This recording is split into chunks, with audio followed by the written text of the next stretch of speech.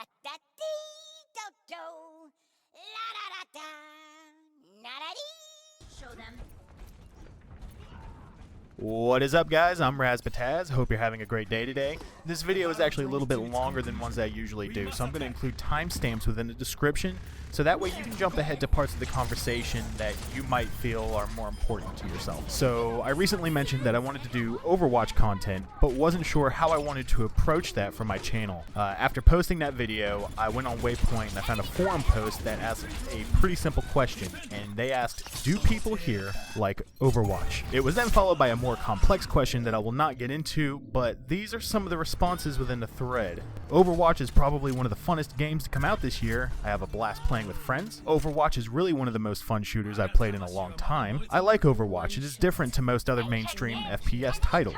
Honestly, don't get Overwatch's appeal. Cough, Battleborn is better. Overwatch is a joke. Overwatch is way overhyped. It's pretty much a modern Team Fortress 2. No. I played it a bit on PC, but got bored pretty quickly. It just didn't pull me in. Watched about 30 minutes of gameplay on YouTube, and I just don't like it. Don't know why. It's alright, but no Halo. And this is very true. And then we have more colorful ones here. I'd also like to point out, Overwatch is a prime example of a game without sprints, which is still very fast-paced.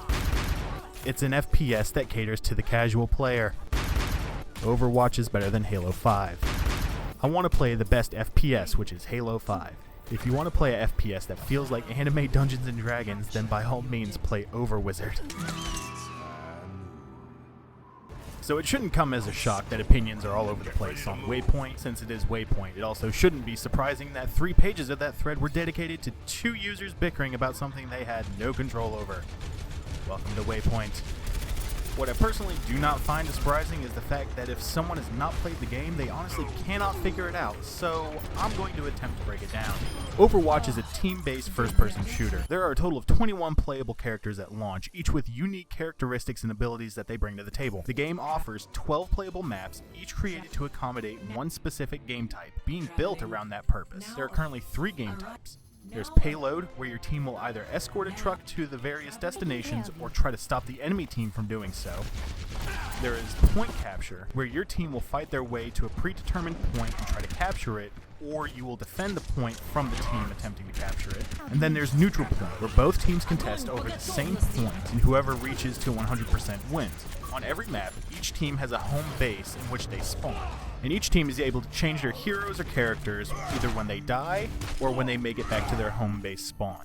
Now that's the simple breakdown of the game, which is the equivalent of telling someone that Halo is a game where you shoot the other guy so you can win. It's this point of view that makes Overwatch difficult to identify, and it's the only point of view you can have without actually playing the game. I can explain the intricacies of hero swapping, hero combinations, soft counters, team composition, map routes, and choke points, but it wouldn't help in the slightest. Try explaining Warzone to someone who hasn't played a Halo game, because that is probably easier to do than explaining Overwatch to someone who hasn't played it.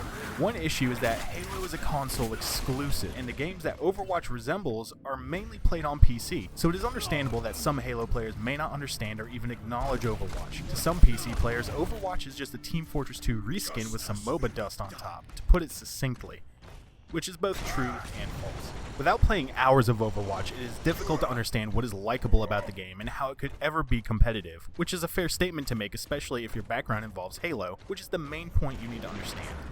Overwatch is not like Halo, and Halo is not like Overwatch. Aside from the fact that the 2 games involve guns, Overwatch is more like the cousin to Halo. Both are related to the late arena shooters of old, but neither resembles the other at all.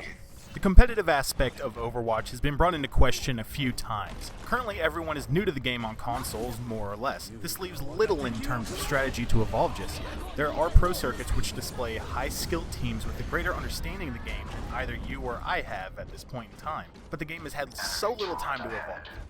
Halo 5's HCS started almost immediately at launch, and by the end of it, players had already developed new strategies and mindsets when it came to approaching a competitive scenario, and this would be true for any game. At this point in time, Overwatch has been labeled as mainly casual, which is fair, considering there is no competitive mode until late June. that doesn't really take away from the experience, especially considering how new most of the players are.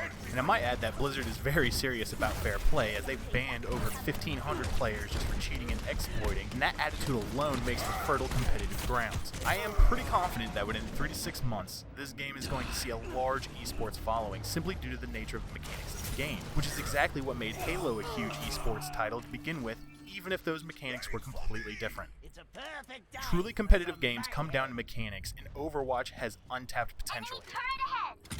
To become better at Overwatch, you have to spend time with each character to learn their strengths and weaknesses as individuals and as a team, as well as how they work on specific maps. Each map is designed for every single character to be effective, but that does not mean every single character will have access to all of the paths on the map or necessarily be the best choice. On just about every map, there are high-rises that only certain characters can access. With a little bit of creativity, those characters can allow other characters to also access them, but not all of them.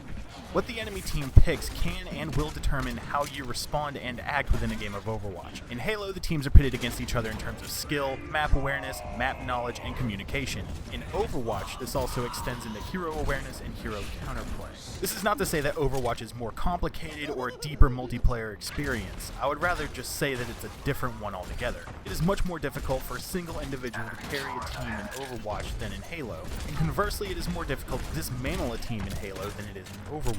But as I said before, these games are entirely different, so drawing such comparisons will offer no gain whatsoever.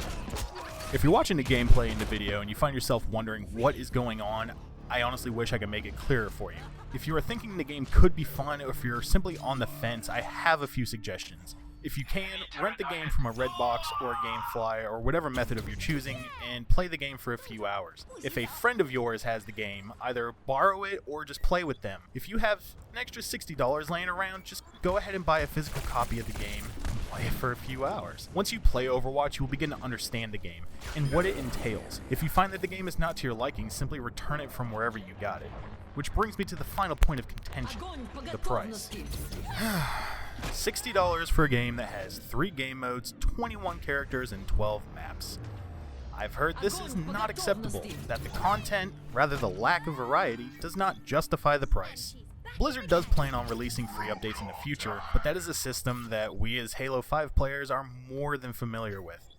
I could agree that $60 is a steep price to pay for a game with a moderate amount of variety, but I want to recall a comment I found in that thread from earlier. In fact, probably the most stable multiplayer experience I've ever played, barring PC games. Those servers are just plain witchcraft. And it's true. I've played about 200 games, and I know that's not a lot, but I have very rarely encountered a server issue.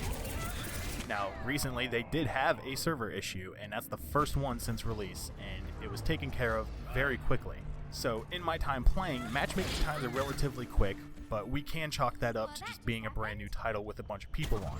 A month from now, matchmaking times may be a little bit longer, as usual. But there's no stuttering, there's no visible frame rate drops, no lag that I've seen, and the only teleporting is done by Reaper bugs, and that's a completely different story altogether. So my point is that the game may be lacking content, but it has a very solid foundation. There are only a few heroes that are unbalanced, there are no real broken maps, very few hero-related bugs and glitches, all of which are either being worked on or looked into as you're watching this video. The game has flaws, but none of them break the experience.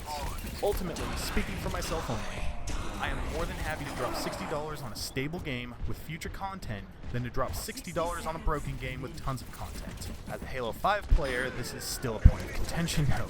We have been both rewarded and burned by the monthly update system present within Halo, and we all know it. The game has suffered from it, becoming more unstable with each passing rec drop and monthly update, so I can understand if going through the same system all over again is somewhat off-putting. However, as I stated earlier, the best way to see if this game is for you is to simply play it. I hope you guys have a great day. Thanks for watching. Play of the game.